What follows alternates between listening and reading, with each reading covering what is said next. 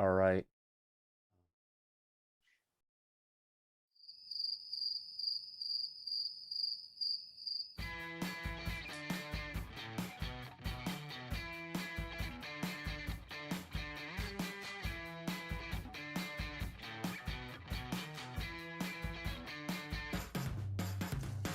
Good evening, good morning, and good afternoon, depending on where and when you're watching this broadcast. I'm Thomas Fessler, and this is Disclosure Tonight. Happy Friday, everybody. It's that day of the week we've all been waiting for, not just because it's Friday and we don't have to work tomorrow. It's because that day of the week that we actually have a phenomenal panel in here tonight, along with my co-host, Rob Heatherly. Yeah, that's right. We've got LUE Elizondo, the Danny Sheehan, and of course, the amazing Sean CAHILL. We are going to delve into something tonight, into a part of the phenomena, a part of the subject that has yet to be explored. It's something that's super important, yet a lot of people have not delved there. We haven't had this opportunity to bring three amazing gentlemen together who are... Gosh, am I freezing up here? Yes, it's one of those nights where, yes, we're going to have a problem. You're looking okay to me. You're looking okay to me, Thomas. All right, it looks like we're fine. Hopefully we're fine out there in TV strand. And no, it's bad internet. No, I am definitely lagging here. What's going on? So let me figure out what's happening. And, oh, it's one of those nights where it didn't start right, and now it's not. Oh, hell, I was. Let me go ahead and try something here. Turn off my camera so the people behind the stage aren't going to see.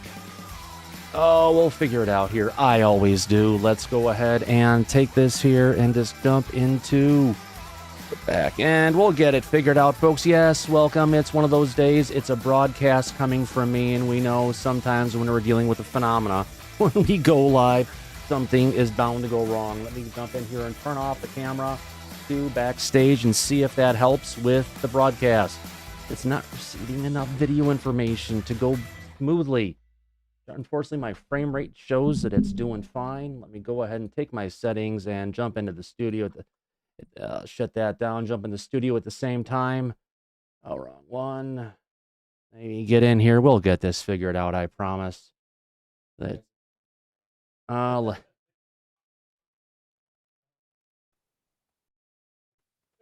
We'll get it all figured out. Okay, that's good now, I think. It's saying it's good. We'll see if it's good. Yes, I think it is. All right, we've got it. Thank God. Welcome, everybody. It's one of those nights we're here. You know, I want to welcome everybody for showing up tonight. Yes, happy Friday. We've got 200 people out in the chat room already. Let's see if I can turn on the virtual camera or if that's going to take our... Nope, we've got it. One of those days. Yes, Danny, cheer... He can't see me, but cheers to that one. My God. On that note, let's go ahead and get this started. I would usually welcome everybody coming in, but we've got too many people here, and we're running a little late. So I digress, and let's move on. Tonight on Disclosure Tonight, we're welcoming three distinguished gentlemen to discuss a very important topic, each bringing a unique perspective to a topic that transcends humanity itself. An issue that has been unjustly locked away in the depths of the Pentagon under the guise of national security. Since 2017, our eyes have been opened, and as a community, our knowledge, understanding, and passion for the phenomena has been re-energized, mostly by the selfless act of one whistleblower, a man we know as LUE Elizondo. As this clock moved forward, those in the Pentagon have doubled down on preventing the truth from being disclosed, leveraging true disinformationists and potentially deniers like, well, you know her, retired Susan Colonel Go, to prevent the lawful FOIA process from delivering lawful information about everything UAP from coming to light. We're not just talking about law, we're talking about the Constitution here. While the powers that be in the Pentagon should remain squarely in the community's sights to bring forth action against those who are truly breaking the law, some have chosen to go after the canary from the coal mine that escaped to warn the miners of the impending peril. Rather than going after the owners of the mine who have put us into this situation of peril, one that one could say that greater than the consequences of Pearl Harbor, 9/11, and I'll throw Vladimir Putin combined on top of that. Tonight we'll be delving into an angle, a perspective that's never been talked about before, a truly huge opportunity for those seeking disclosure. With that, I want to welcome LUE ELIZONDO, Sean CAHILL, and Danny Sheehan, as well as my co-host, Rob Hellerly. Welcome, gentlemen. Terrific. Thanks, Thomas. Absolutely. Thanks, guys. I appreciate you being here tonight. Rob, thanks for coming on out. And, we're a little bit late running into this. We only have so much time, and let's get into the conversation. If we look at disclosure and what's been going on, Danny and Sean and Lou, but Danny especially. Actually, before I do this, I haven't really introduced Danny. And for yes. Oh, shit. Oh, shit. Oh, wait a second. Holy cow. Let me get out of this studio mode. Yeah, I can see what happened. Jesus Christ. There we go. Don't have to be scared, Thomas. No, I clicked the mode. I had the broadcast studio in the wrong mode, so I'm here looking at this to a degree. So we're all set now. Where I was at. So, as we get into this question, Danny, I haven't introduced you yet. One of the things that people may not understand what a great gentleman you are, the contributions you've made to constitutional law and governance, more importantly, constitutionality, going and being a part of the Watergate, Pentagon Papers, the Silkwood trials, and more importantly, dealing with Oliver North. You have been in many different legal aspects of the government and where the line has been crossed, and that's why it's so important for you to be here tonight. So to get back to that original question, the original question, the original topic for our roundtable is, where'd it go? I've got too many notes here. What are the legal avenues and opportunities available to us for disclosure that could bring a landmark case against the government? Well, that's a big one. I mean, you need to understand to begin with that the government of the United States that was set up by the Constitution in 1789 and was then later followed up with the Bill of Rights in 1791 preserved for the new federal government the right of sovereign immunity.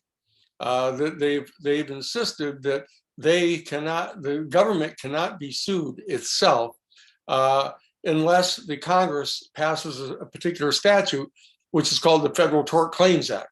And the Federal Tort Claims Act lifts their total sovereign immunity to a limited degree, which allows you to bring a tort claim against them. Now, tort law is a specific area where there are either common law principles or specific statutes that grant a particular set of plaintiffs a particular set of rights. And they're normally tort law against regular people. So you can sue the individual people that are involved in the government, and they have limited immunity. But you have to be able to prove that they were functioning outside of their legitimate claims to authority as a government official. Or you can bring an action against the government itself, but there aren't normal tort claims that can go up against the government. For example, if a federal postal delivery person is driving the truck along and runs over somebody's child in the street, you can file a lawsuit against the federal government under the Federal Tort Claims Act, and that individual is liable for the normal things that any normal person would be liable for, but the government has to pay it. But the problem is, what you have is that if the government, for example, is in the Iran-Contra case that you mentioned, if the government, like the CEA Operations Directorate, is engaged in a covert operation, even though it's illegal under the National Security Act of 1947, a substantial question is raised as to whether an average citizen has the right to file a claim, whether they have standing to actually file a claim under the National Security Act. Or does Congress have to bring the action? Does a member of Congress have to bring the action? Who can bring the action? So you don't want to get too complicated about it, but the challenge here is that, for example, in the Iran-Contra case, we filed an action under the Federal Criminal Racketeering Act. And we pointed out that we only sued the private individuals who were working in the off-the-shelf enterprise, and we did not sue any of the government officials. We didn't sue Colonel North. We didn't sue Bill Casey. We didn't sue Donald P. Gregg, who was the national security advisor for Vice President Bush. We didn't sue Admiral Poindexter, who was the national security advisor to the president, and we didn't sue the president himself or the vice president. Who we sued was, for example, Theodore Shackley, who was the ADDO. He was the Associate Deputy Director for Operations, that is the head of covert operations, up for the CIA under George Bush when he was the director of the CIA back in 1975 and 76 and 77. So, but he was retired now, so we could sue him in his private capacity. We have to understand that there's this big wall of immunity that the federal government has lifted up and raised to block people from being able to sue the government or sue their employees as long as they're functioning within the course of their business. So we have to be very creative about how to deal with this.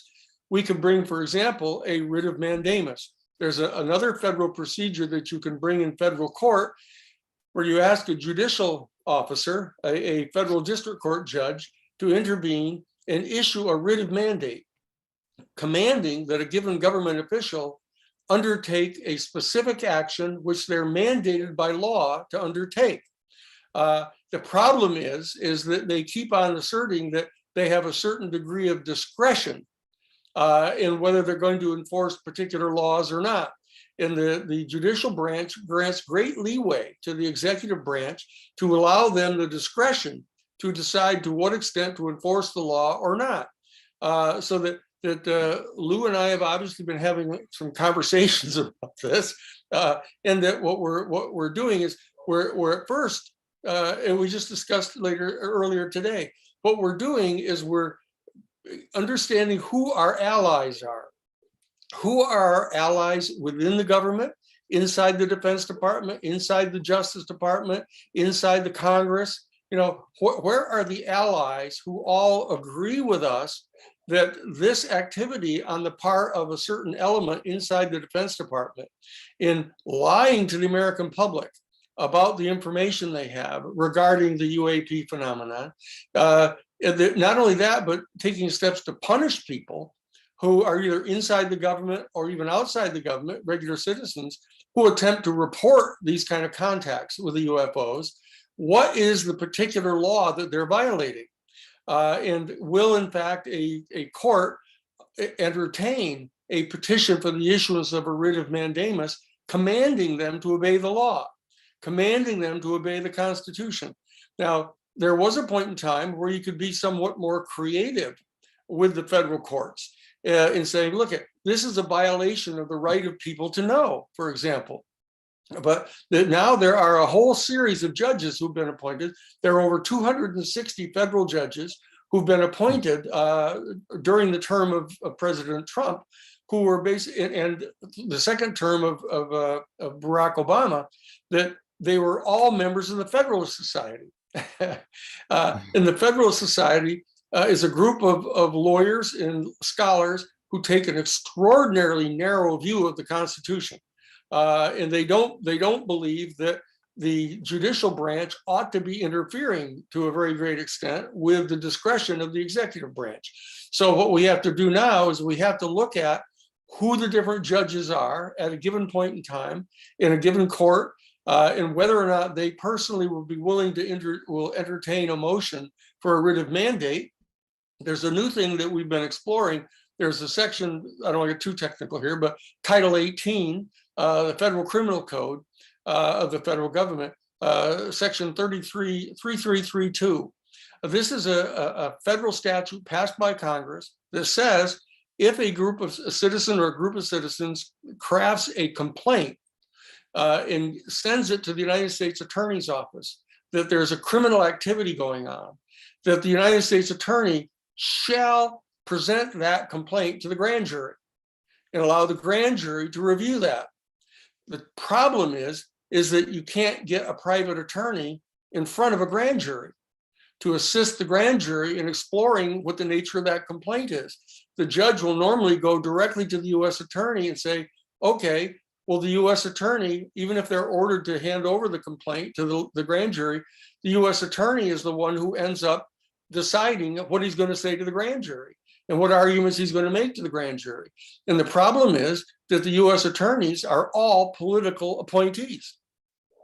And so that all of their decisions are being made based on politics and the political realities of the moment as they perceive them, which usually has to do with their potential future advancement in the legal system. And so that we're in a period of time with regard to our federal court system where one has to be extremely wise about what it is that you accuse government officials of doing, who the particular government officials are, how many allies that we have generated within the legal system, in Congress, in the executive branch, inside the Defense Department, inside the Justice Department, so that there's a political community which includes, in our case, the vast majority of the people, the regular citizens of the United States, who believe that we have a right to know this. This is an extraordinarily important, this is probably the most important public policy issue that has ever confronted our human family. And that we in a democratic society have the right to participate in making those judgments.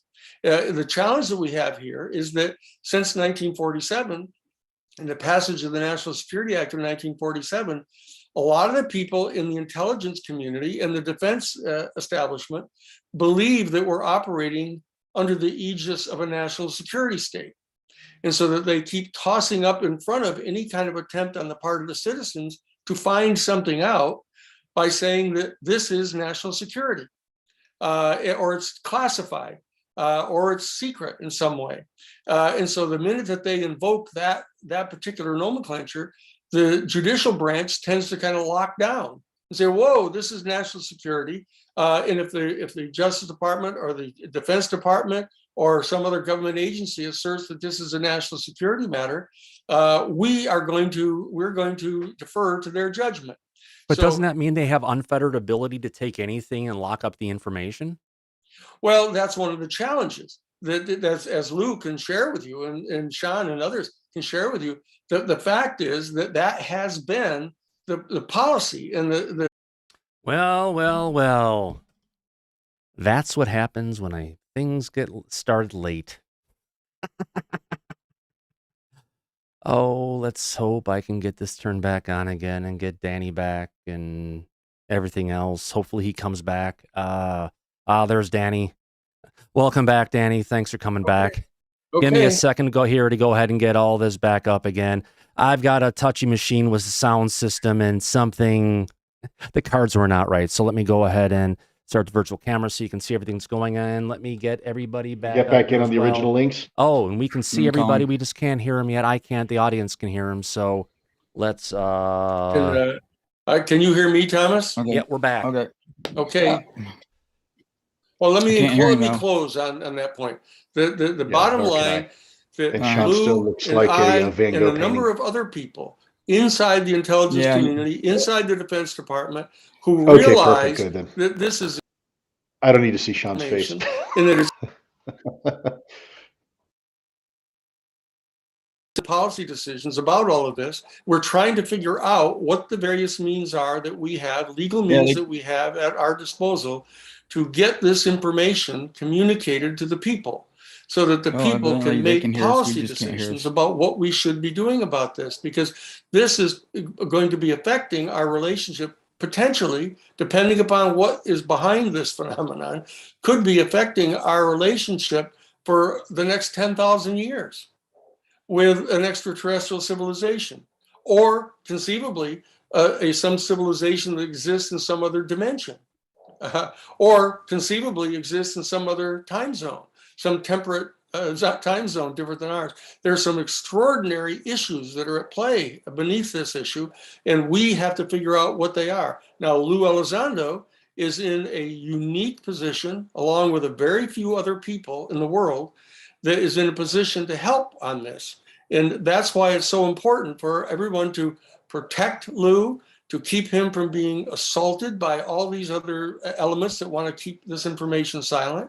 And that's one of the great values of a show like this, is that we can come on and we can talk directly to the American people and help mobilize the American people to put the kind of pressure onto our government institutions to do the right thing in this case.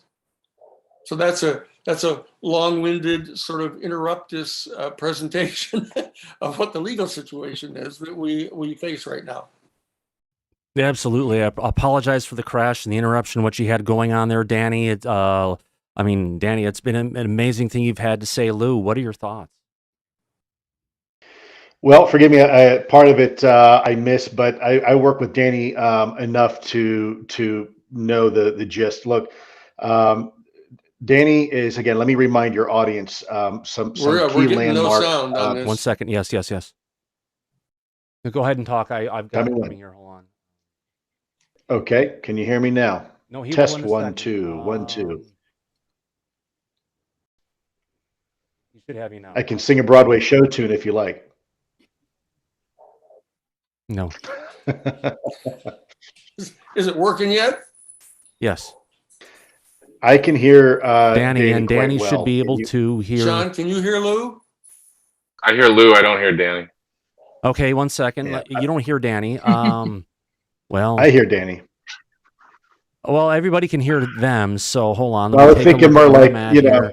the sound That's of music. probably it. Let me go to here. Oh, there we go. Yeah, the mention. Let me do this.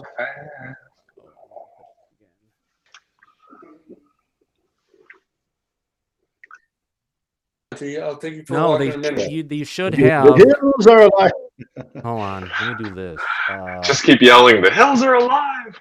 You still can hear Danny, right? Oh yeah, rev up the I chainsaw. could hear I could hear Danny earlier. All right, Danny, can you but, hear Lou? Test 1 2 No, 3. he can't hear you. Hold on. What the hell?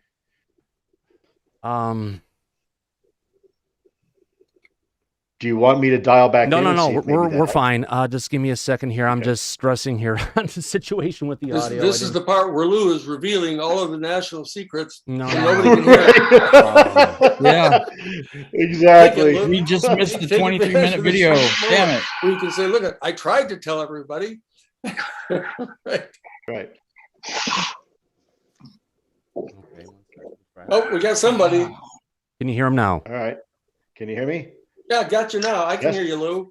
Great, because I just finished saying where the spaceships were buried, so I'm pretty much Oh, there it done. was. I told him we'd sneak it in. No, right. No, look, in all seriousness, Danny Sheehan is absolutely legendary for this country. He is by far one of the greatest You able to hear me? constitutional attorneys that this country's ever had. And those landmark cases you mentioned are just some of them.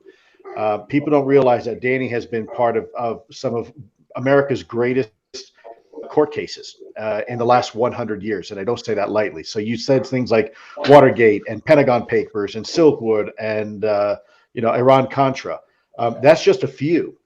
And so, when you want to take on the government on a topic like this, which is, in my opinion, one of the probably one of the greatest topics that we could be tackling right now of our time, you want a constitutional attorney who not only knows the law but has a really good track record of fighting it for the people.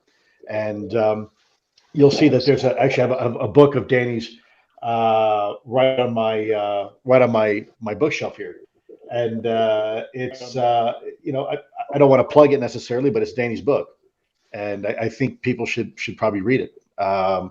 It talks about a lot of his landmark cases and even defending the press to some degree in some of these cases. So when you're taking on a Goliath like the U.S. government, you really need somebody savvy who understands the constitutional laws and left and right limits. And he's absolutely right. When it comes to national security, it makes it even more complicated. And this is a topic that, frankly, has been kept in the shadows for perhaps 70 years, maybe even longer. So it's very important that we do a coordinated effort here. I often joke that Sean is my security blanket and Danny is my security guard, and together, you really need both. So Danny oftentimes has to unscrew me from the ceiling because obviously I get a little bit emotional on this topic. I know what I've been part of. I know what I've seen. And I just want the American people to be provided the truth. And I, obviously I've said this before, this is a marathon, not a sprint. And sometimes I have to learn how to take my own advice on that. I'm just really eager and the attacks are constant. There are a lot of different interests in this area, which I never dreamed of when I was in the U.S. government. I focused very much, from a national security perspective. But it's turning out that there's a lot of interests here, a lot more than I had originally known. And Danny was very helpful in helping me navigate what some of those interests are historically. One thing that I'm not sure the American people know, but Danny's been involved in this topic for a really long time, and in fact is one of the few people that had privileged access to some of the classified reports from Blue Book. Right? That's history, man, and that's real history. So those are just some of the many reasons why I chose to have Danny on our team. Sometimes you if you're going to be in a dogfight, you want to have teeth. Especially with the way the Pentagon, when you first made your resignation, to be able to legally get your summary of your report to Mattis, the only way you could do that was by the resignation letter that you and Christopher Mellon came up with. That was a brilliant plan to get this out to the American people. And the onslaught of attacks trying to discredit you from there, you could have never imagined that they did that.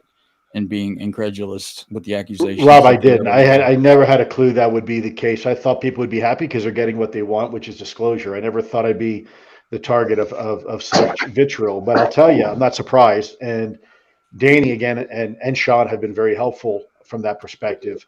There's a lot that Danny has access to that I haven't revealed. For a very long time, I always mentioned about another director, but until recently, I never mentioned his name. And that was Dr. Jim Lakatsky, because he asked me never to do it. And I didn't. I respected that. And by the way, there's other people that are in the shadows that are starting to come out that I have respected their privacy as well. But let it be known that those people know exactly what I was doing. I had senior members, the White House liaison, and senior members of the Department of Defense and other organizations, intelligence community, in the briefings that I was giving in the secretary's suite. That's a matter of record. That's there. You can see the calendar events. If somebody knew what they were doing, you could pull probably through FOIA those calendar events. And there's documentation there that Danny has been privileged to through our relationship, legal as my legal counsel. So there's no shadow of a doubt what we were dealing with regarding this effort. Does he need a clearance on this, or is there attorney-client privilege? Sorry. Well, there's privilege for sure, and I'll let Danny answer that. But I never shared with Danny anything classified, and I didn't have to. But like I said before, only 5% of this topic has been made public. A lot of it's because I've been protecting the identities of individuals who ask me to protect their identities. But that doesn't last forever. Those people come out and they start to talk, and they're willing to have the conversation. And they're willing to validate and verify exactly what I've been saying for the last 4 years. There's nothing I've said that hasn't come to fruition. They're truly fanning, what do you call it? Fanning the flames, Lou.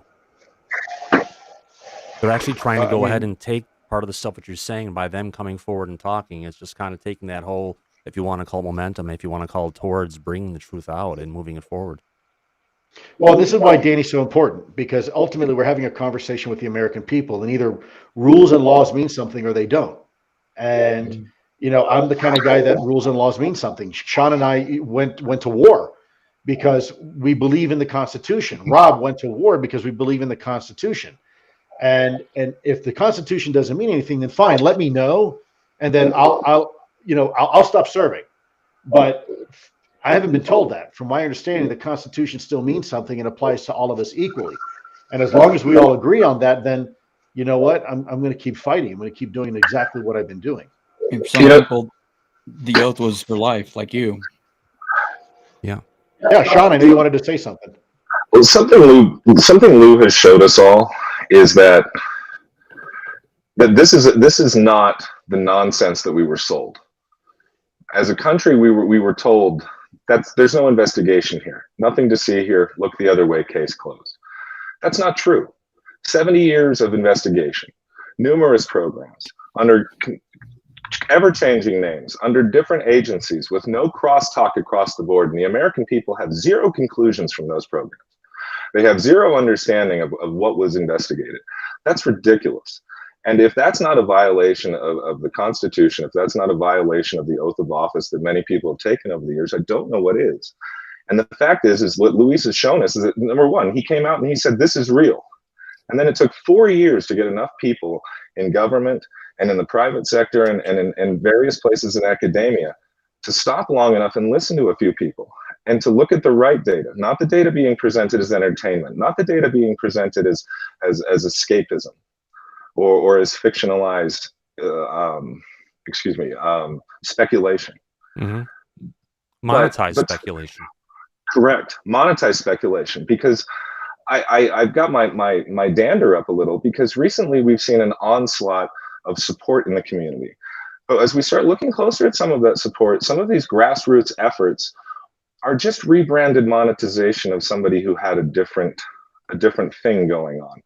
And at this point, it's gotten really hard for some of us to really differentiate who is providing additive content that intends to move the conversation forward, to open new doors, to unobfuscate data, and who's really just here to make sure that they keep the ball rolling and keep people tuning in and things like that. And so a question I often ask people is, if the disclosure that everyone claims they want came tomorrow, what happens to the work you're doing? Because if it just changes its name and rebrands again, then I don't think you're adding to the pool what everyone needs. We don't need any more negativity. We don't need anybody picking out details over and over again and saying, I'm looking at this detail from a slightly different perspective. Let's hit it for the 50th time in the last 6 months.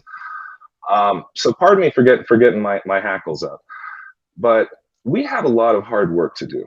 And what Mr. Sheehan is talking about is a daunting task of trying to walk towards an edifice that doesn't even want to make contact about a situation and a subject that it won't even acknowledge. And to walk up to that edifice and to start chipping pieces off and to turn around and show people there's stone here. You know, you have to see this for yourself. It's taken a long time. And so now is the time for us to finally to really focus on the data, focus on the evidence, and focus on the long-lasting history that these programs existed and the conclusions have never been presented to the American people. It's impossible that is based on 70 years of classified data on systems that were utilized to collect the data. I'm sorry, it's just patently ridiculous, the whole situation is, because this is true. This is real, this is occurring. And it's time to start pulling back all the nonsense from it and tell us what the heck's going on. Absolutely. It's Danny. I mean, it's go ahead. I think the people in our few generations that are operational right now, that are old enough to be directly involved in policymaking and not so old that we're sort of out of the loop on these things, that these few generations that we're part of here, all of us here tonight, and 95% of all the people listening here tonight, you know, we're the ones that are going to be making the policy decisions that are going to affect this issue for the next 1,000 years. You know, I mean, so that we really need to understand what the responsibility is that we have. You know, I mean, if we look, 30 years out and look back upon the opportunity that we have right now, because of the work that Lou has done and that Chris has done and other people have done from inside the government structures, and a lot of people from outside the government structure to try to push this issue forward, we have opened the door now. And it's absolutely essential that we assist the American people in walking through this door and come to see what is in this room that has been hidden all of this time. And various people are trying different tactics to do it. We're raising issues about, the theological implications of this with the church people. I back in 1977, I presented, I was general counsel of the United States Jesuit headquarters in their National Social Ministry Office, in charge of the policy formations for the largest religious order in the largest denomination in all of Western civilization. And I was trying to get all of them to come forward and put pressure on the government to start opening up about this particular subject. We had Jimmy Carter was in the White House. He had seen a UFO. He knew that it wasn't, some sort of flock of birds. He knew that it wasn't some searchlight reflecting off the clouds. This was a UFO craft that was right where he could see it. And he wanted to start taking steps to get some of this information to determine what could be shared with the American public. And the head of the American Central Intelligence Agency just flat out told him he wasn't going to give it to him. He didn't have any need to know. That's the president of the United States. And so that I was involved in a program trying to garner the information that was available and get it to the president at that time. And that's how I got to see a portion of the classified portions of Project Blue Book. And I saw UFO craft in that particular viewing of everything. There wasn't any question about what this thing was. And it had writing on it that was not any kind of writing from any nation state on our planet. It had an inscription around the dome of the UFO. I traced it out and provided it to the Jesuit order. I made it available to the people of the National Council of Churches. I was trying to tell them, look how serious this matter is. And they had been so intimidated. They'd been so intimidated by a conscious program that had been designed inside the intelligence community of the United States and inside the Defense Department to try to attack and discourage and humiliate anybody who tries to deal with this subject in a serious manner. And so that I've still stayed at it ever since 1977. I have had the opportunity to brief the top 50 scientists in the Jet Propulsion Laboratory at SETI on the theological implications of contact with what might potentially be an extraterrestrial civilization. I've had conversations with people in the Vatican about this. I've had conversations with the director of the Pontifical Observatory in Rome about this. I've talked with congressmen about this. I've talked with statespeople about this. So all of us here have been working on this particular subject for many, many years now.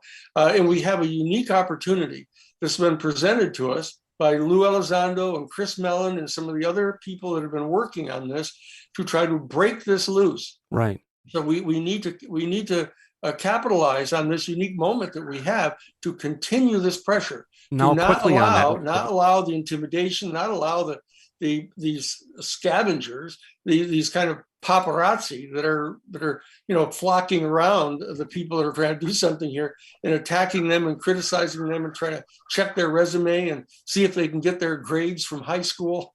Right. This silly stuff that people are doing. That I've been through this for 50 years now and dealing with major controversial legal cases, and they always try to attack the messenger. And so the key is we have to keep our eye on the ball. We need to keep going straight forward, and we need to try to figure out what the set of legal remedies are that we have as citizens to get this information to the American public. And that's what we're all working on together. And one way to get that information there, honestly, is the press. And so honestly, what does the press need to do to bring this forward that's been a lot of your landmark cases in the past? Mm-hmm. Well, that's one of the things I worked on. I mean, I'm the one that actually initiated the case that established the right of journalists to protect their confidential news sources so that we could get at whistleblowers, people who are inside these different government agencies and different private corporations, and get at this information so that they can reveal this to the national media. And I've also represented the New York Times, in the Pentagon Papers case, where we got 47 volumes of previously top secret information revealed to the American public. So I'm aware of the different issues that we have to deal with here. And so that's one of the reasons that Lou called me right away and said, look, let's work together to have people all across the political spectrum. We have very, very conservative people that are in support of us. We have very, very progressive people and liberal people. We have people inside the media. We have people inside the government agencies. What we have to do is keep going forward and not get distracted by these little ducks that are kind of pecking at our ankles as we're trying to go forward in this. It's very irritating, and you can be tempted to turn around and spend a lot of your energy trying to kick away these ducks. But we've got to stay focused on what it is we're doing here and understand that there is an adequate element inside the national security state apparatus of our government that is trying to keep this secret. And that we know that it's illegal to have it classified like this. We know that it violates the internal standards for classification. We know that it violates the fundamental rights of the members of Congress to have access to this information. It violates the fundamental rights of our people to have access to this information. And armed with that knowledge, and with access to the kind of the most sophisticated legal precedents that we have access to, we're going to figure out a way to get this done. And that's what we're all committed to together. Wow. John. If I can add for a moment, I would love, since we're bringing the media and the press into this, if any of the media or press are listening, I'd like you to ask one simple question. Why does the United States government continue to deny that Luis Elizondo ran ATIP when every single member of that organization has said that he did? It doesn't make doesn't make sense that the United States government will play this game in public. We need someone to kick this up the stairs and get more attention to it, because the harassment that we're talking about, the protracted war on truth, is being played out right in front of our eyes by what they're doing to Lou. And he's too proud to talk about it, and frankly, it's confident. That's his confidential information. I may be overstepping my bounds here, but the fact is they've denied him his personage. They've denied him his emails. They've denied him his personage. They've denied him his history and pardon me for saying it like this, but his truth and the truth that he's trying to help the rest of us understand. Why?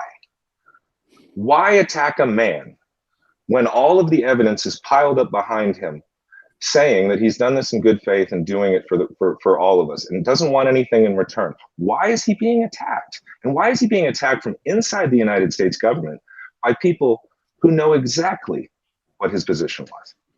And why would they put somebody as the head of the spokesman for the Pentagon, Susan Go, that wrote a paper saying that you can't separate liaison from psychological warfare with the American people or any demographic that you're being a liaison with, given your history and education?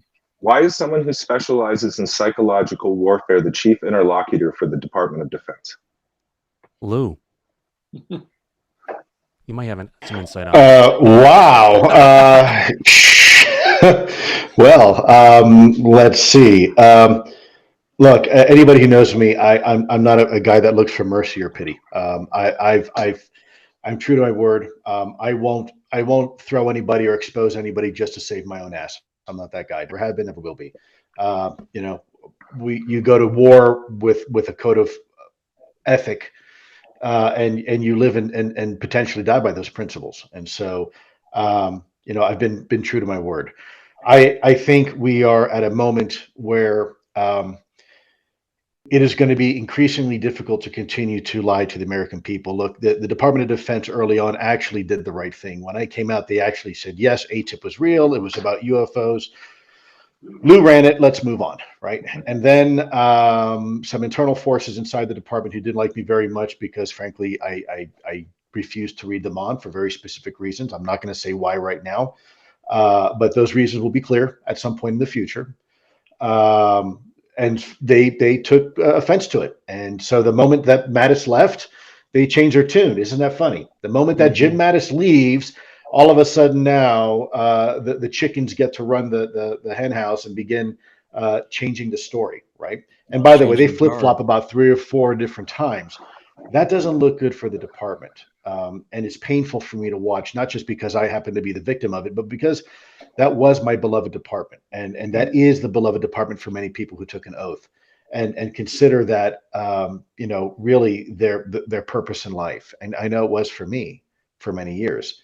I'm proud of my country. I'm proud of my government. I'm proud of my intelligence community, Department of Defense, and the brave men and women that serve in uniform.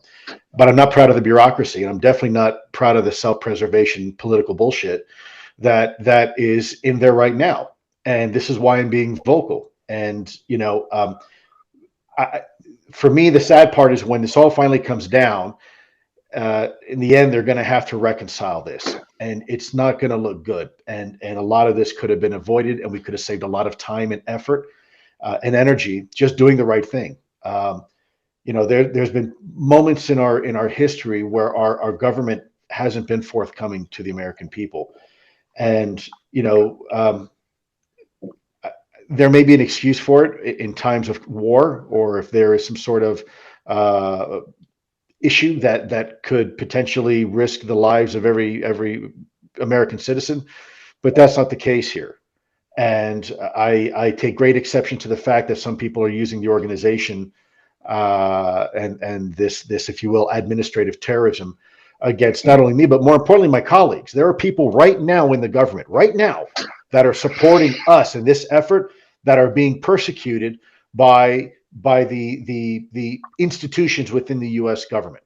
People that are doing a damn good job, that are working the UAP topic, that are being targeted, and in some cases, the same thing like they tried to try to investigate me, get my security clearance removed, which, by the way, they couldn't because I didn't do anything wrong. That's a fact. That's why I still have my security clearance. They're doing the same with other individuals, in essence, trying to muzzle people, and I think that's wrong. I think that does not represent the American values, certainly that I took an oath to uphold and defend. And I'm pretty sure I can speak the same for Rob and for Sean here and any other veteran out there. You know, we didn't sign up to defend our country to hide secrets. We signed up to protect our people.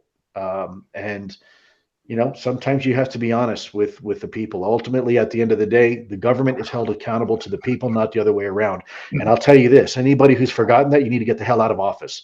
And by the way, if you've been appointed in a position, either Department of Defense or Intel community or anything else, mark my words, you better hear me and hear me loud. If you are violating your oath to the American people, you need to leave, because we will hold you accountable. That I promise. Well, there goes that amnesty. It's about going ahead and bringing them and to make them accountable for what they're doing today. Or, you know, if they're crossing that line, take a step back and do what's right versus, you know, continuing the pattern of what they've been doing, well, for the last 70 plus years. If you inherit a crap program and you turn a crap program over to your successor and walk away, you're the problem. It's that simple. Those of us who served in the military, we know what it's like to get an evaluation for a sailor or an airman or a marine or a soldier that says that they can walk on water, they shoot 3-pointers all day, and they're always on time. And when they arrive, they ain't that thing. And so we all know what it's like when people take the easy road and they don't do their job. And there's just too many darn people. We're just talking about do your job. Show up at work on time with shiny shoes and a proper uniform. You know, I didn't ask you to do anything above and beyond. I just asked you to uphold the law, and so did the rest of America. And we asked you to observe, to follow with every ounce of your ability what the law states, what the Congress has said, what the commander-in-chief has ordered. And the fact is that's just not what's being done anymore. The fiefdoms that exist within our beloved department are real. And the cliques and the bureaucratic cadres that have their own opinions no longer represent the constituency. And as Lou said, if you are an elected official and if you're arguing at your town hall meetings with your constituents, you need to go. You don't know better. You're not there to know better. You're there to do what the people have asked you through the guise of that office, because there are no qualifications for that office. You don't need a college degree. You don't need to be a lawyer. We've lost sight of the fact that we've just told other people, can you go run civilization for us? Can you just go be the government and go be all these things? And we've lost our ability to participate in what was supposed to be the greatest country in the world and the greatest experiment in government ever. And unfortunately, we're not taking participation in that anymore. And we're letting our elected officials just do whatever the hell they want to, frankly. That's not acceptable. No. And it's tied directly, this issue ties directly to the fact that the people are not, the people that we've, in many instances, and as a whole in general, can't get anything done. They refuse to compromise. The elected representatives need to be reminded that they work for the people at the end of the day, not the other way around. This isn't a monarchy or a dictatorship, and they can't expect to hold their seats forever as elected officials when they won't comply with the American people's will and they're the people that they represent in their districts. So the people in the districts, if they truly want disclosure, they need to be educating themselves on this topic and being active by contacting the representatives and speaking out. And it's imperative. It's imperative that that continues to occur and that that occurs more. And it's like, you know, we don't have a fourth unchecked branch of government that has no responsibility to anybody. It can do whatever they want, but that's how they're kind of operating it in these days. And they have been for a while, and they've been getting away from it. But I mean, Danny's got to be jumping up and down with respect to the laws that they're breaking, or the if you want to call it the oath or the breach that they're making with the American people for what America stands for and what they've. And precisely why Danny is on the team. Exactly, because this is a man who has cut his teeth for years on trying to defend the American people. The book, I will say the book, I'll go into a plug. What the hell? I don't get anything from this, but he has a book called The People's Advocate. And it's a very appropriately named title of a book. And if you haven't read it, I recommend you do. You know, this is the kind of person you want on your team. Not only somebody who's a good lawyer, but also understands the issues, right? And also believes in the good fight. And, you know, that's why Danny's on the team. Yeah. It's important to point out here too, that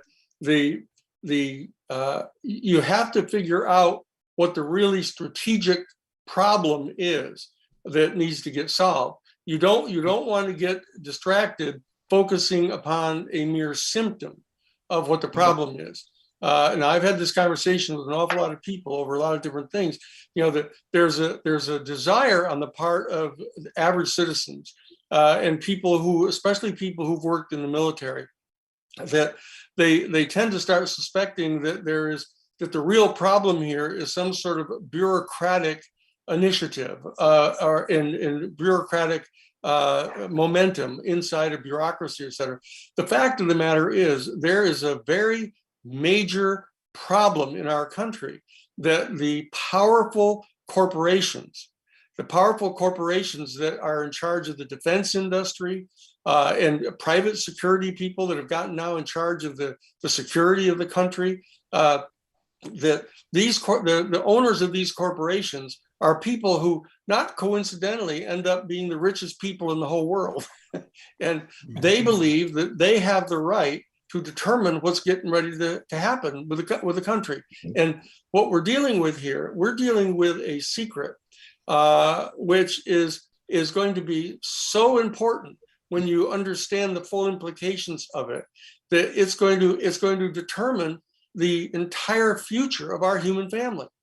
And there are major corporations and very wealthy and powerful people in very influential places that are trying to get control of this technology.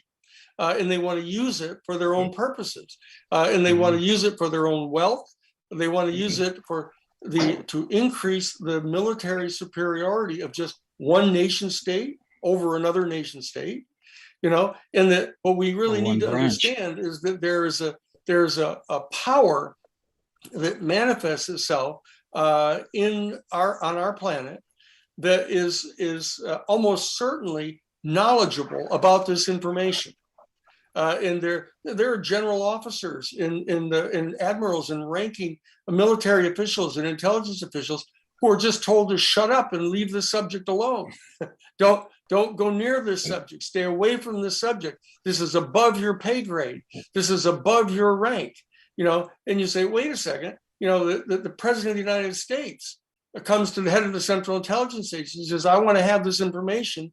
And they're told, this is above your pay grade. You know, you do not have a reason to know this. And so we have to understand that we do not want to get caught just fighting one particular wing of a windmill here. That we need to go to the heart of this problem. We need to figure out who it is that knows this information, what it is they're doing to keep this stuff secret, why it is they're keeping this stuff secret. And we have to be able to articulate this in a very clear way that the American people can understand. And so that when we present it in a court of law, the judges, who are all political appointees themselves, are going to say, holy shit, these people know what they're doing. These people have put their finger on it. These people have figured out what the rules and laws are that are going to require us to do something about this, even though we don't want to, even though we've been appointed politically to these positions by the people that we know are really in power. They're going to say, look, the American people are rising up and they're demanding that this information be made available. And that we, in order to maintain ordered liberty in our country, we're going to have to comply with the demands of the American people. And that's what we are. We're regular Americans. All of us here we're regular Americans that have devoted our lives to the rules and the constitutional principles that we've been taught since we were children. And there's this element that's trying to tell us that we somehow are fools. You people are suckers. You people are fools to believe in these rules. And what we're going to do is show them that isn't true. That isn't true. We're not the fools here. We know that the American people believe what we believe. We know that the American people have a strong suspicion, here that they're being lied to by their American government about this particular issue. And that what we have to do is overcome the fear and the reticence. And as I think Sean was pointing out, is that the vast majority of people in our country have been trained to believe that they're just spectators. And that somehow there's this governing elite that are in charge and they can make all the decisions for us, that we still have the authority as the American people. If we will do our job, we have the ability to make this information public. Okay, now the people are going to fight back at the top, the powerful people, the wealthy people, the people who want to commandeer and monopolize this kind of technology for their own benefit are going to try to stop us. But if this were easy, it would have already been done. So it isn't easy. But those of us who are here who've devoted our lives to this are going to continue this struggle until we win. And one of the advantages and the kind of people that are here today, they know about us. They know that we don't give up. They know that they aren't just going to scare us. They aren't going to intimidate us. They aren't going to wear us out. If you want to fight with LUE Elizondo, you'd better bring your lunch. Yeah. And they hit a lot of this into private aerospace industries, even some of the fundamental physics, so they wouldn't be subject to the FOIA request process by design with these rogue projects. Yeah, I mean there were things that were done to obfuscate, certainly. I don't mind information being classified as long as it's classified to the letter of the law, right? Because you're protecting sources and methods. But you can't classify information simply because something is embarrassing to you. That's not why you classify information, and that's frankly an abuse of power and authority. And I'll tell you, as Danny said, when someone gets pressed up against the corner, you've got two choices. We have this fight or flight mentality. Well, let me make this clear. I don't have wings. I don't know how to fly. So, that leaves one alternative. I'm not going to give up. The people that I'm with are not going to give up. Both people on the inside of the government and outside of the government are not giving up. And we're going to do this. And as I said this before, and I don't want to sound dramatic, but it's true. The only way you're going to stop me is going to be a bullet in the head. And if that happens, then you know what? The American people is going to know that they've got bigger problems on their hands, right? I think people have often confused we the people as we the sheeple, and we're not sheeple. We are people. And I think we need to remind people sometimes up in government that their job is to serve us, not the other way around.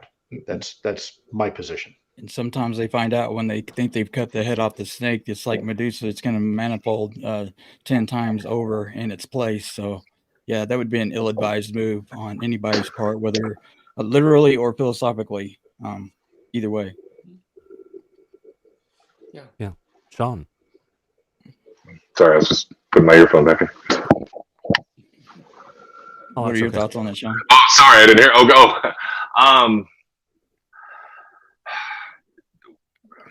Overclassification is a one of the many symptoms that we're seeing here. Okay, the idea that everything that has value is classified is ridiculous, and the fact that the manner in which review and declassification occurs is glacial.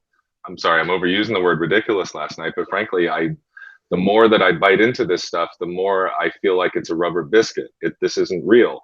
You know, we have taken this system that's supposed to protect us, and we've just given it over to people who are willing to utilize power for their own needs, and it's broken. And we hear it all the time, and a lot of people say, well, what can I do? What am I supposed to do? We have a system in place. We're not utilizing it. And so if we have to utilize the system, we have to be knowledgeable about the laws, knowledgeable about the positions of the people that are carrying out these, frankly, atrocities. Frankly, they are atrocities, because some of the information in here speculatively could have changed the world a long time ago. And for 70 years to sit on it because you either lack the courage of conviction to change the world or you want to keep it the same. Either one of those things, that's not what the rest of us created this country for. That's not what anyone in the world is asking for. No one has ever said, please take everything. Go over there and take it for yourself. We'll just stay over here and starve and live in hovel. We have gotten to a point, and this subject might as well be the watershed subject for truly bringing the change to this country, and the unification and the compromise and the return to the center of the aisle, instead of on the edges of the wings screaming inane things at each other as we become. This is important. It's important to everyone. And I get to the end of that kind of soliloquy, and I want to clench my fists. I'm very frustrated.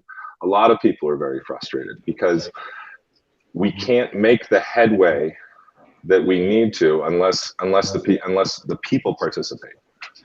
Sean, you know what? Someone said something earlier here about the press and what's the responsibility of the press. And the press is something that we hold true as a core value, if you will, or a part of the very fabric of our free nation, and that is freedom of the press. But with freedom of the press comes responsibility. And I think one of the mechanisms that probably Danny can talk about historically is that when people start getting too close to a sensitive topic, whether it's Watergate, whether it's the Pentagon Papers, whether it's UFOs or Iran-Contra, there are some people in the media less scrupulous that will be used as weapons. And my word of advice to anybody out there, as this begins to ramp up and we start seeing increased noise in the media, do yourself a favor and arm yourself with knowledge. Be very careful who you listen and the information that comes out. You might see a reporter that comes out of the middle of nowhere that's never been involved in this topic and all of a sudden starts reporting on this. You know what? Look into their background. It's okay when you see the author of a thing, because you'd be surprised. Some of these authors, we're finding out, are actually paid by third parties, by independent parties. They're not working for a mainstream media outlet. They do freelance work and they're being paid by interests. And when you look and track where those interests are, it becomes pretty illuminating that there are groups of individuals that do not want this conversation to occur, and they will employ the dirty tricks and they will use members of the media to their advantage to spread disinformation. And I don't know if Danny, you want to hit on that a little bit historically. I know you probably have seen. I'm only just now beginning to see it. I know you've seen it quite a bit earlier. Oh yeah, no, I've been monitoring this for some time. That I know that when we were working on from the Pentagon Papers case point of view, that I was the guy that got called by the New York Times by Jim Goodell who was the vice president general counsel for the New York Times, when they got the 47 volumes of the Rand study, the Rand Corporation study, their law firm, the New York Times regular corporate law firm, Lord, Day and Lord, told them that they had to give the papers back or else they were going to get turned into the FBI. And they refused to represent them. So Jim Goodell called me on the phone because he knew that I was the guy that had established the right of journalists to protect their confidential news sources, because I had written the amicus briefs for the New York Times in the major case in the Supreme Court. I was representing directly NBC because it was an NBC television journalist that I represented to assert the first claim of having the right to maintain confidential news sources. And so that I got to see the inside of the New York Times making these decisions about revealing this information.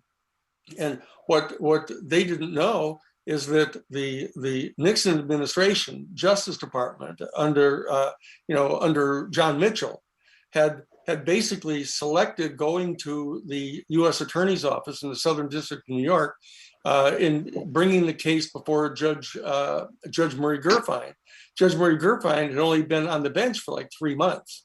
And what our the people at the Cahill firm didn't know that represents NBC is that Murray Gerfine was the special assistant district attorney under Tom, what was it? The guy that ran for president against Truman? Tom. I'm looking. Anyway, I'll think of his name.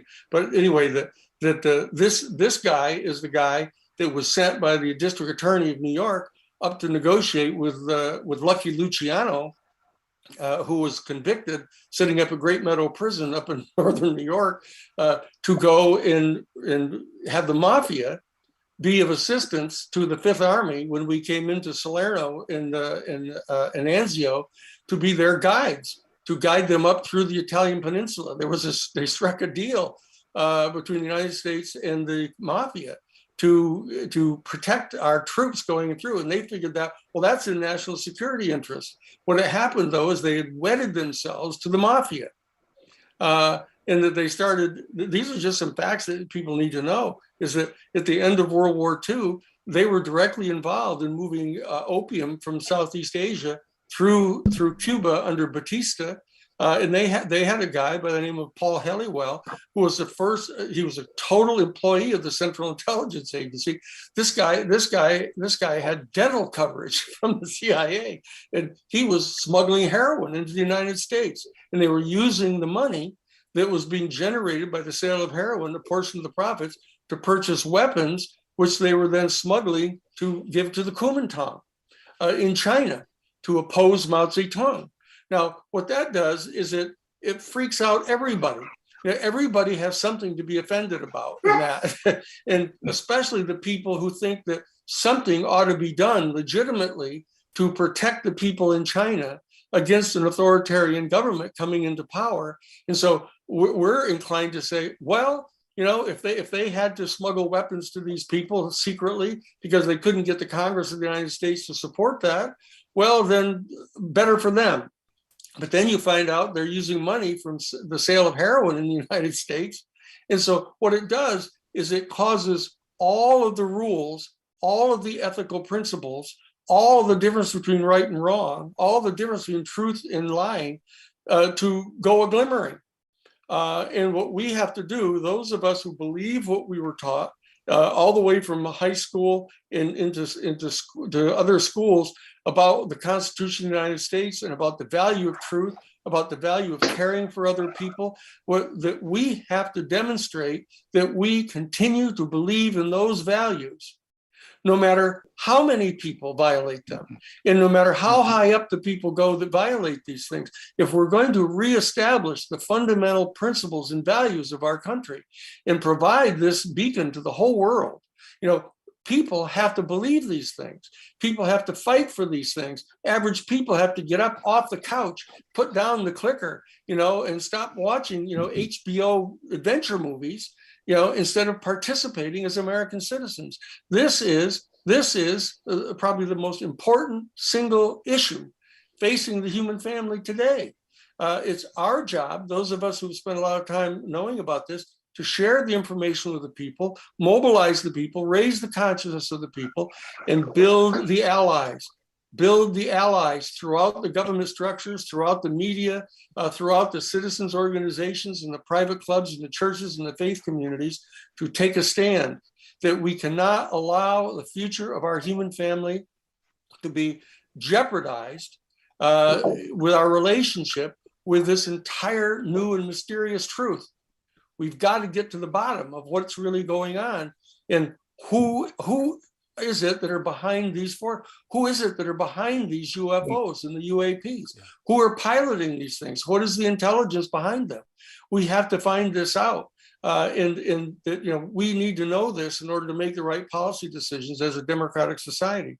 And I think all of us agree with this. And the great advantage is that we, as I've said before, are all across the political spectrum. We go all the way from very, very conservative people to very, very liberal and progressive people who still believe in the Constitution. And we will not stand being considered to be fools. Yeah. Because we believe in the American principles, we believe in constitutional government, we believe the fundamental principles that we've been taught by our spiritual communities about the value of truth. We're not going to give in on this thing, and we're going to keep on coming. And that's one of the things that the people on the other side have always known about me, is that they keep saying, who the hell is this guy? How can he know as much as he does and have as good an education as he does and still believe those things? Because he should be part of our power structure. He should be part of the elite. He should be making millions of dollars in defending, our privileges. I'm not going to do that. LUE ELIZONDO is not going to do that. Sean CAHILL is not going to do that. Rob Heatherly is not going to do that. And Tom Feister's not going to. Feister's not going to do that. No, we're regular citizens, and we're tired of this. And we're going to solve this problem, and we're going to do it through this issue. One group you forgot to mention who actually transcends every one of those groups that you mentioned is a group of individuals, including Rob, Lou, and Sean, are veterans. There's veterans in every single part of our society, and they have that same, if you want to call it, connection to our country, to serving our people, to upholding what our Constitution is, and sometimes going to war and seeing their friends die from it in different situations. So it's just an additional group of brotherhood. It's out there that can go ahead and be leveraged to go ahead and say, damn it, we're not going to take this anymore because we have a right. You're doing stuff that's wrong, and it's getting someone like you, Danny, to freaking lead this charge.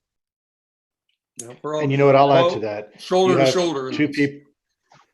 You have two people here that have also carried badges and guns besides serving in the military, and took our oaths to uphold the law very seriously. And I think this is representative of the fact that, we're not crazy kooks.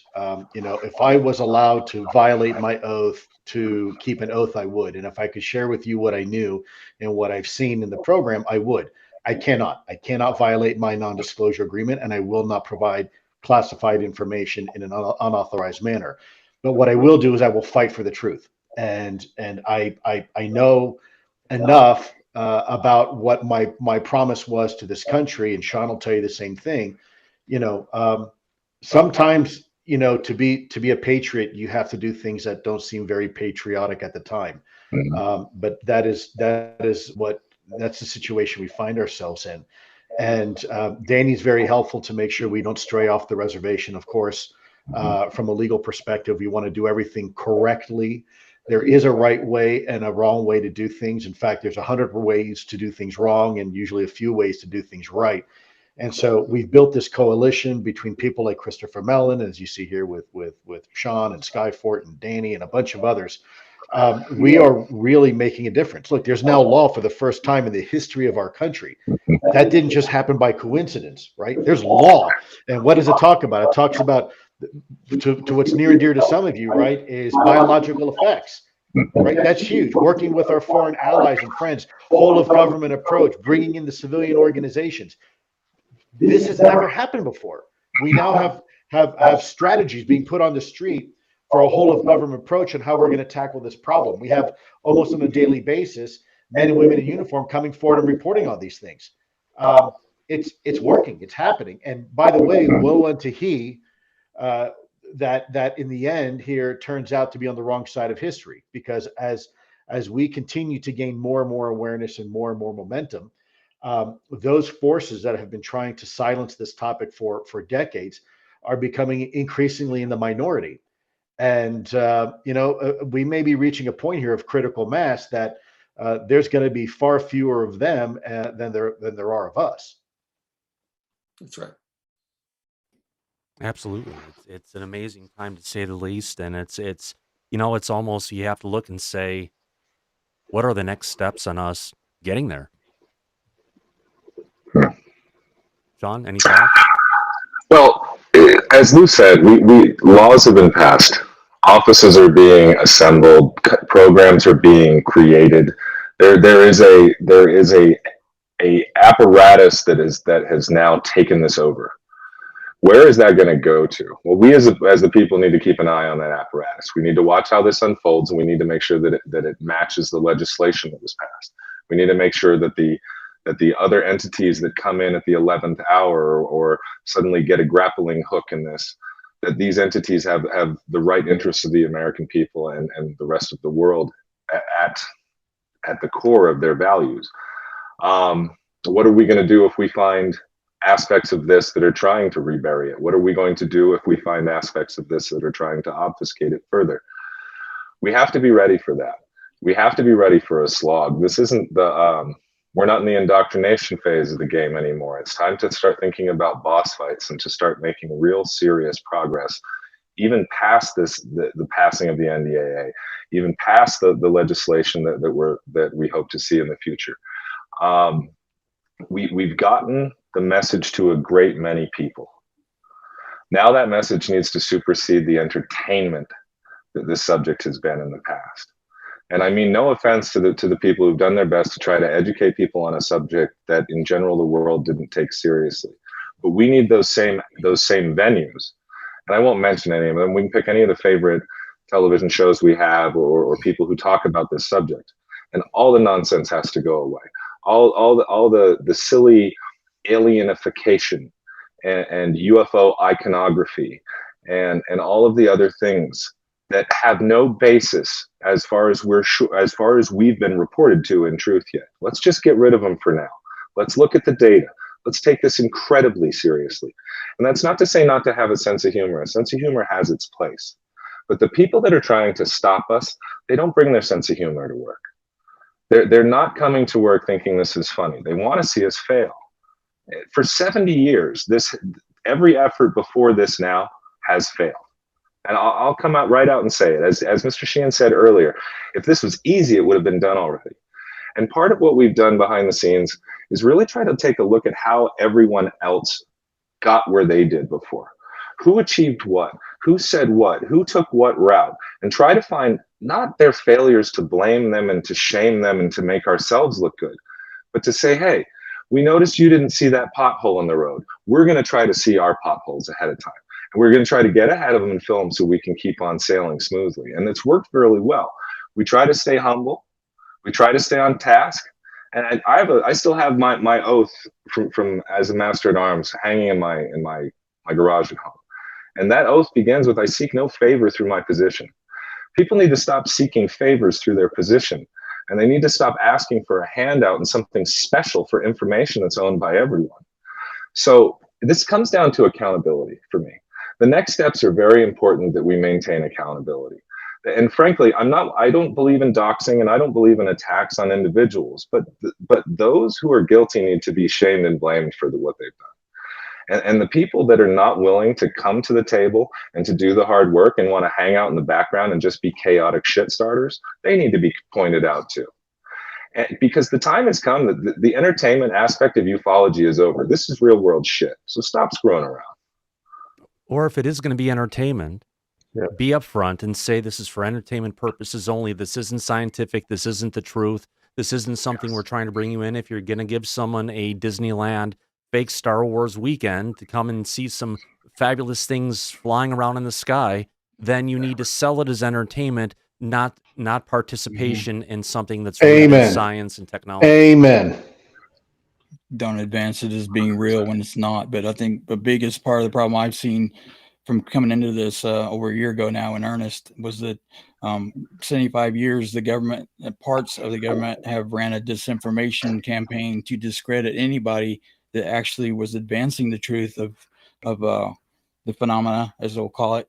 And they've done an excellent job in making that National Enquirer tabloid, and anyone that the stigma attached to it, anyone that tries to advance it in a legitimate conversation still has that big stigmatism to overcome, even within themselves, that they've been indoctrinated with for so long that it's really tough to break that. But there's very few people I'd say maybe 10% of the U.S. population that even knows this new conversation is going on, that have moved from National Enquirer status to reality. And people that want to help with this on the disclosure process need to talk to their neighbors and anybody that they can engage in conversation and just educate people, present them with facts, and let them make up their own minds as what it means to them. Absolutely. It's just one of those things as we get through it, as we get to the point, it's about getting it started, I guess. It's about, I guess, organizing it and getting the proper players in line, and it sounds like it's getting there. But it is, and you guys are part of that, and you guys are helping everybody. Your audience for being here is helping. This is really becoming. I hate to use the term movement, but I don't know how else to define it.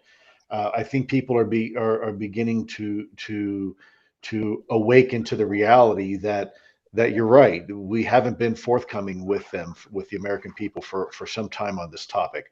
And that's starting to change. And thankfully, we've got some wonderful people in Congress right now, and I'll call them out, a few of them that are okay with me calling them out. But you have Senator Gillibrand and Senator Marco Rubio, two people who sit on opposite ends of the aisle and yet can come together on a topic like this. You have Congressman Gallegos and Congressman Tim Burchett, again, opposite ends of the aisle, but coming together on this. On a united front, and we should applaud that. I mean, that's exactly what Congress should be doing, instead of picking each other apart on bullshit topics that are just trying to, political brinksmanship and gamesmanship. Actually do something to serve the interests of the American people. And by the way, their staffs are doing a tremendous job too, because behind every one of these great lawmakers, there's a machine of people, a staff that are keeping them informed and keeping them abreast of the most recent information and demanding that the government does what it's supposed to do and report back to Congress. So, this is happening. This is happening. And there's a lot of people in Congress that are taking this topic finally very seriously, in part because they've seen classified information, which, you know what, if you see it, you're going to say, wow, okay, you have my attention. I'll take that seriously as well. So, one of the beauties of this subject, no matter how complicated and frustrating it may be, and pardon me, because folks aren't used to me kind of coming out fiery like I have tonight, but this subject that we're working on, oh boy, my whole brain just rebooted. Some people may not know your history, Sean, where you got started with this. Can you tell us where you got started this with 2004? Good time as any. If you reboot, you just start at the start, right? Yeah. In 2004, I was stationed on board the USS Princeton as the Chief Master at Arms, which is the chief law enforcement officer on board. During the course of the week of November 14th, 2004, I aided Senior Chief Kevin Day and a few other people in coordinating efforts and ship movements to try to determine whether what we now know as the Tic Tac was a real object, whether our radar systems were actually processing a real event that was in our battle space, or whether we were encountering a ghost in the machine, so to speak. And it turned out that via numerous sensor systems, to include F-18 aircraft, radar, and Mark I eyeballs, those were real craft. They were seen in the sky. They were caught on radar. We've all seen the tape of the Tic Tac.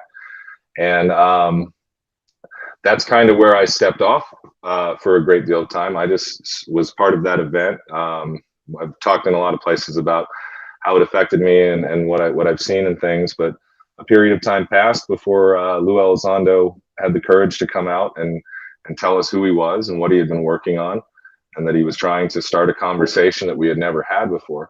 I reached out and contacted LUE. After a while, we got in touch with each other and we were able to film part of the Unidentified series together.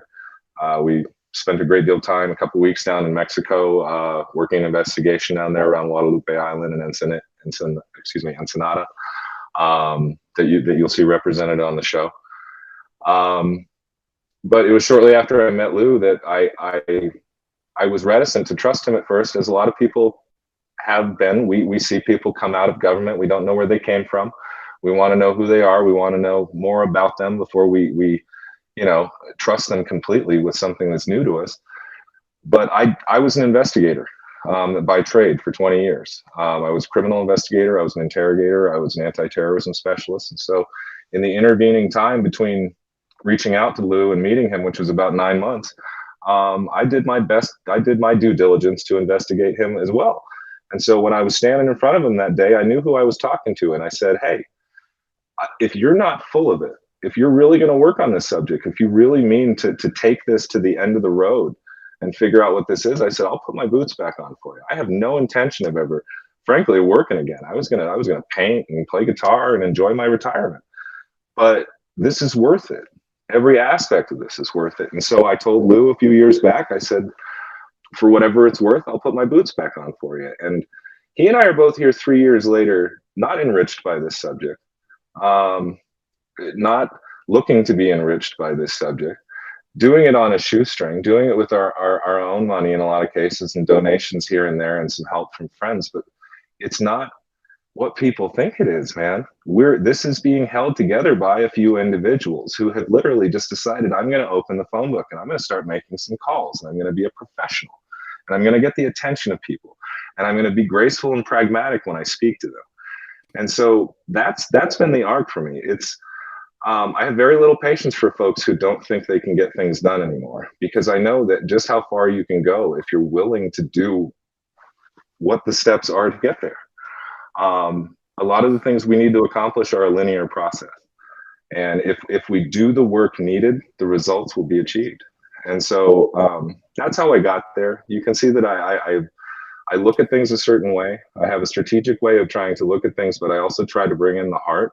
I try to bring in my time as a meditator and all of the things that I overcome through my own overcame after leaving service with PTSD and things like that.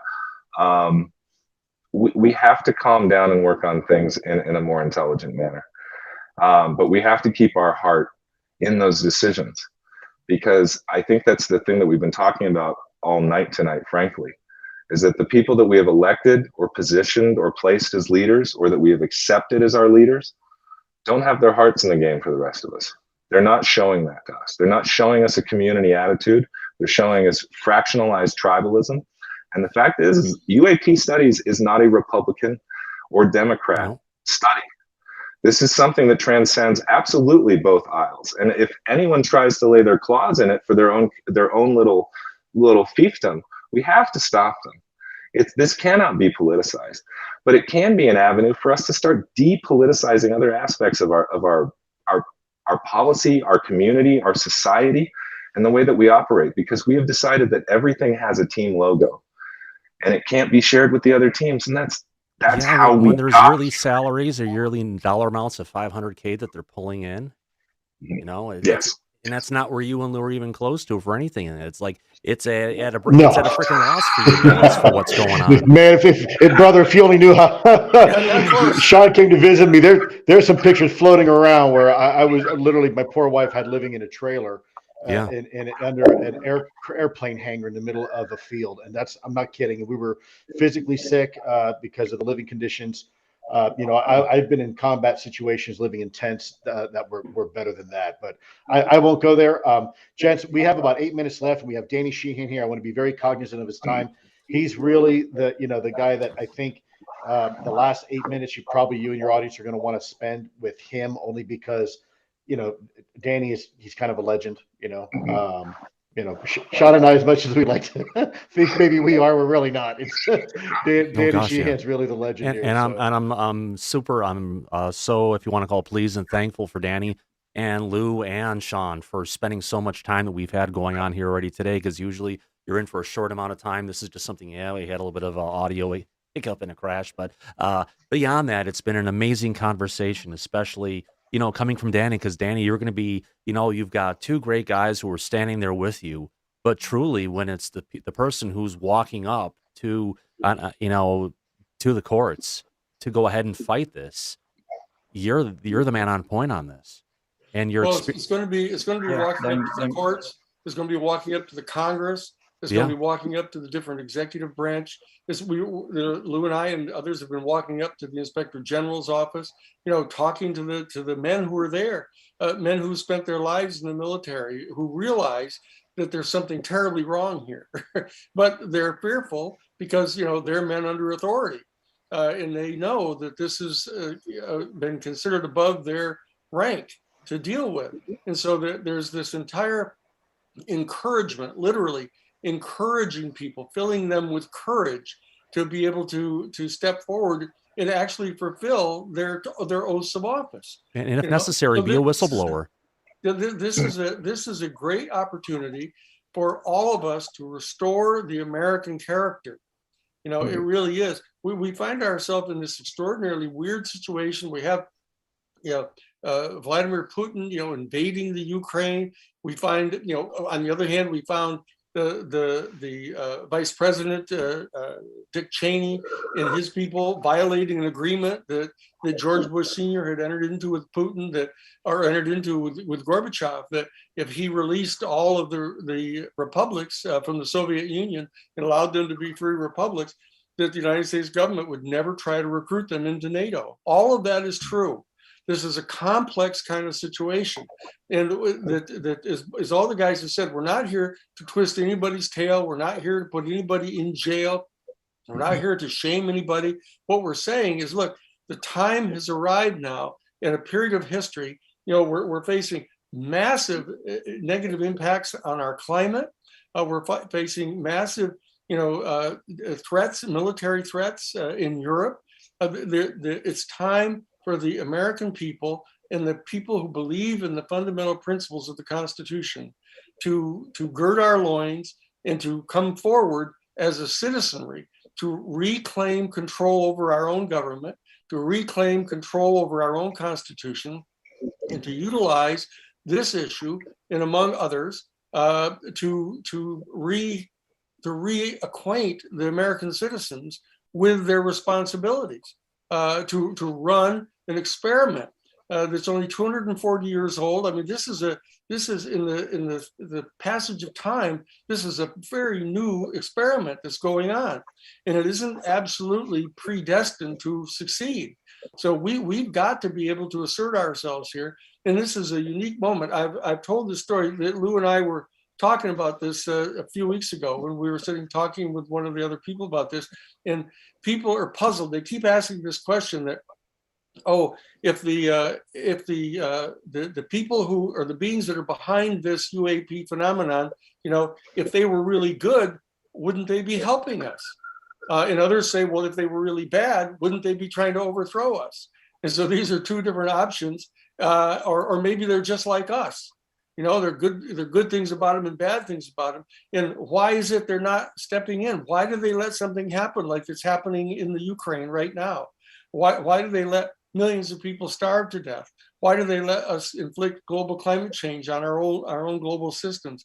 And one of the stories that I've told is to what I personally think at this particular point, after, you know, I don't know, 40 years of being involved in this, is that I remember the story that I've told, Lou and I have talked about this, is that the reason that I think that whoever it is that are behind this UAP phenomena, I mean, the people behind the phenomenon, not the people who are trying to exploit it or find out about it or rip it off or monopolize the technology, but whoever it is that are actually manning these craft and behind the building and deploying of these craft, that the reason that they haven't intervened to this point is because the story that I've told is about this little boy who collected butterflies. Lou will remember this. He'll smile in a second here. That there was a little boy that loved butterflies, And he had this little aviary, like out in his backyard, this little container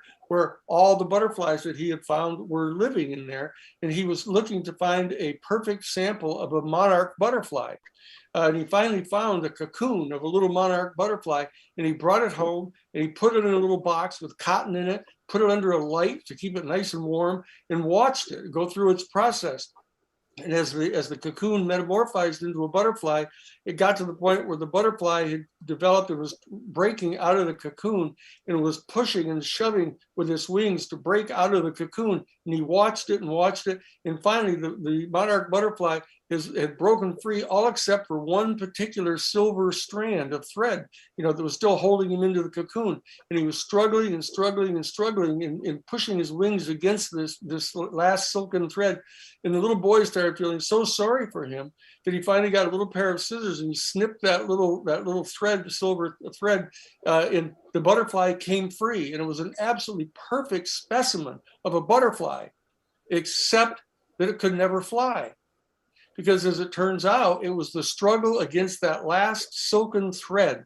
The struggle, it was what would develop the muscle structure that the butterfly needed to have in order to fly. And that those who were watching from outside, this little boy wasn't aware of that.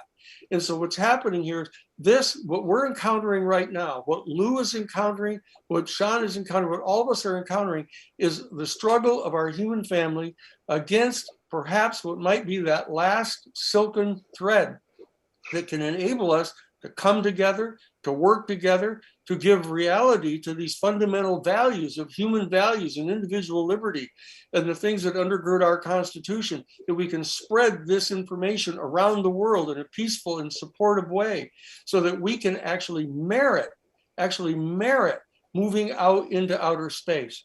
Because the problems that we have right now, the fundamental flaws that we're still indulging, people don't want us out in outer space right now. I mean, we're a dangerous species right now. Look what we're doing to each other, in the Ukraine. Look what we're doing. What we have to do is we have to figure out how we can successfully struggle against this last silken thread that's going to give us the muscle structure that we need to become everything that our human species has promised ourselves that we can become. That's what our country really represents. It represents the best of our human family, the highest aspirations of our human family, of what we can do. And that's what we have to bring into reality here. So we have to be motivated by this kind of compassion for our fellow human beings, for our desire to lift ourselves into the future so that we can share with whatever this intelligence is behind the UAP phenomenon as partners, as friends, as comrades that can share together the values of extraterrestrial travel. This is what we're looking at right now. And Lou is restricted to a lot of things that he can't talk about, but I can tell you, I've spent over 40 years in this field. This is the issue. This is the issue that's in front of us, and that's why it's so important for us to devote ourselves to doing what we need to do to get the American people to know about this. That's what I believe we're doing here together. Wow. Here. That is freaking amazing, Danny. I want to thank you for coming out here tonight. You're an amazing individual. You've got an amazing vision of where we can take this. And if there is that man who can go ahead and walk up all those different stairs proudly and know what you know and be able to bring it to it, this is the existential fight of your career that it will eclipse and culminate more effect and effort than anything else you've done before you. I've always believed that. That all of these other things that I've ever been privileged to participate in were just preparation for this. Absolutely. Thank you very much again. Evolution. And gentlemen, thank you for certainly for having us. This has been as always an honor and privilege. I won't speak for Sean. I think you just heard from Mr. Sheehan, but certainly from my perspective, thank you for doing what you're doing. It is really making a difference, and a big thank you, of course, to the most important people, which is your audience, right? gosh, Those yeah. people out there who are tuning in and want to be part of this conversation with us. I want to thank each and every one of you out there for letting us into your living rooms and your offices this evening, in your car, or wherever you may be. Maybe you're just listening to it on your headphones, right, while you're working somewhere. Thank you very much from the bottom of my heart for being with us this evening. Absolutely, everybody. There's 378 people right now. Bunch of new people. Do us a favor, hit down that subscribe button. And if you're enjoying this broadcast, hit that thumbs up. We would love to have you. We're going to try and do more things like this in the future. Lou, it's always a pleasure having you around. Sean, for the time we've had, it's been absolutely wonderful having everybody around here tonight. Holy cow. I don't know what to say. Yeah. It was a pleasure. It really is. My privilege. I Thanks still don't know if I'm coming or I'm going, but beyond it, thank you, Danny. I appreciate it. Lou and everybody. Thank you so Keep, much. keep shining that light in the corners, you guys. See you later, Oh, guys. by the way, my dog was supposed to join us, but unfortunately, I had to send Hercules up to the hill to do some negotiations. All right, for us. yeah, So, we did have him on the I title apologize. card. Yeah, I saw that picture. So he wanted me to apologize for not being able to make this, but he promises next broadcast he'll be in town for it. Absolutely. Okay. Terrific, you guys. Thanks, gentlemen. I'm going Thanks, to go walk. everybody. I'm Take going to go care. walk our big Great Pyrenees now. All right. Take care, Thank everybody. you. Have a wonderful evening. much. Thank you so Thank much. you. God bless. Thanks, guys. Take care. Wow. Wow. Wow. Pinch me. Are we off air? No, we're still going, Rob. We're still here. They're off air. We're still on air. We didn't say goodnight to the audience yet. My God. That's what I thought.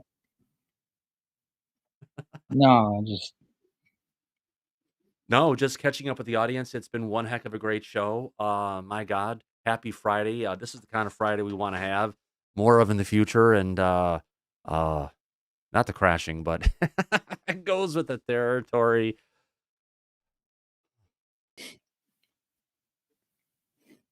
Yeah. yeah. And They this all was are in their own right. And this is what it's about. It's about stop going after the canary from the coal mine who's out there to try and tell us what's going on. Go after the freaking, oh God, the people who own the coal mine. We'll call that coal mine the Pentagon. And yeah, there's things that are going on right now in Washington with regards to Congress getting more transparency, but all the transparency that's going on is to Congress. And what we're talking about here, what we were talking about tonight is getting that part to go after the DOD, to go after Congress, the executive branch, no matter what it's going to take to go ahead and literally pull that phenomenon out of the depths of the Department of Defense that have been locking it up and keeping it away from us for too many years. And it's a, they created a national security state 75 years ago plus. And that's what we're fighting against. But what they did is they've created essentially a fourth, if we call it branch of the government. They tried to go rogue on us. Yeah, it's rogue in it because it has no oversight. And that's what we're trying to bring in. And they're fighting against it. Even in December of 2021, not that many months ago, they locked down the kind of information. So nothing from the UAPTF is allowed, any kind of visual or movie or photographic evidence can be brought out. And they've locked it up to keep anything else from getting out the door. Now there's changes that are going on in Congress. But we need bigger changes. We need bigger actions. We need to be able to bring accountability to people like Colonel Susan Go, by the way. Hello, Susan. Great to know you're watching the broadcast. I hope you love everything that you heard. Get ready, girl, because there's a freaking, there's a change coming, and it's, there ain't no looking back at this point. I think there's a song that says that. But nobody's above the law. Nope. So, that's a favorite statement that they used before was, used against Trump. No one's over the law. But anyway, freaking phenomenal show. Again, if anybody's still, for those of you who are still watching out there, do us a favor. Hit that subscribe. We try to bring the latest and greatest in disclosure. That's what Disclosure tonight's about. And we want to thank everybody for coming out here tonight. My God, what a huge turnout from the audience. We've had some super chats. Gary, do you want to tell us about those, please?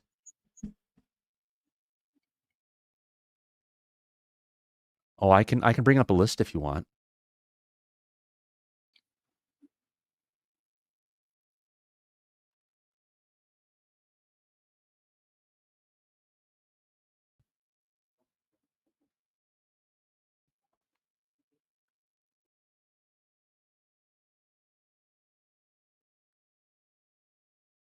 Wow. We hopefully didn't miss anybody. Well, I'm getting. Hey, I'm getting to the back. Let's go take a look and just see. There's a web page for this. You can actually go to, Gary. Oh, I got it here. No, I just have to go to the back end. You have to go to it. Let's see the first person who we got tonight. Oh, we've got well, Eli McGinnis. No, Linda Thompson was first. What do you mean? Hold on. Talk now. Well, no. What the hell's wrong with your audio? Oh shit.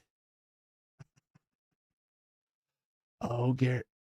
Oh, I know. Give us a second. My fault. It's from the stuff that's set up earlier, and I thought it was going, but I never did your audio check, Gary. Everything got crazy at the beginning before the show started.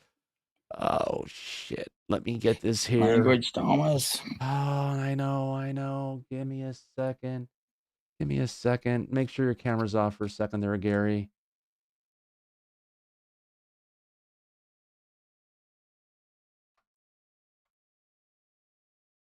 Oh, no. The people have dropped off the show. We still got a bunch of people here around. Okay, Gary. Oh, hide your camera. What the heck? I said to leave it off. Oh, you were on the camera. I gotta. All right. Okay, right. Oh, where am I at here? I need to get I am back. so glad I put this hoodie on. All right. Let's bring out the other Gary if he's out here. Anyway, we'll just stay where we're at right now. Gary, do you want to go ahead and tell everybody? Oh my God. Start off with Linda Thompson this time. Okay. Linda Thompson, Eli McInnes, Giza Prime, Spaced Out Radio, Benji Might Be, Science Bob, Shermanator Osborne, Michael Boyle, Susan Goes Time Traveling Asians, William Edwards Photographic, Eve Clancy, Jeff Perry, Military Witnesses to UAP, and Anonymous Rex. All right. I want to thank everybody for coming out here tonight. Yeah, I'm glad I was dressed as well, Linda. That could have been really awkward. Yeah, I've been stressed the entire night getting ready for this whole thing, but hey, I can at least do this, I think. I think everybody can hear that. Yeah, everybody can hear that. I want to thank everybody for coming out here tonight to Spaced Out Radio. I can actually go ahead and talk fast. What a We're crazy not on show. Spaced Out Radio. This is Disclosure Tonight. Jesus Christ. Thomas, just say goodnight. Oh, bro. good night, Thomas. Good night, Thomas. No. We'll see you all tomorrow. We're going to have a great recap of this on Disclosure Tonight. Tomorrow at 3 p.m. Pacific, not Spaced Out Radio. Hello, Susan. Yes, it's one of those times, one of those days where you have to look back and say, wow, what a show. I'm still just like, my head's exploding from all this information. It's great. I want to thank all of you for coming out here. And as usual, we'll always say, eyes open, no fear. Be safe, everybody. And we'll catch Go back to Party City where you belong. Well, exactly. We'll catch you on the flip side. Take care, everybody.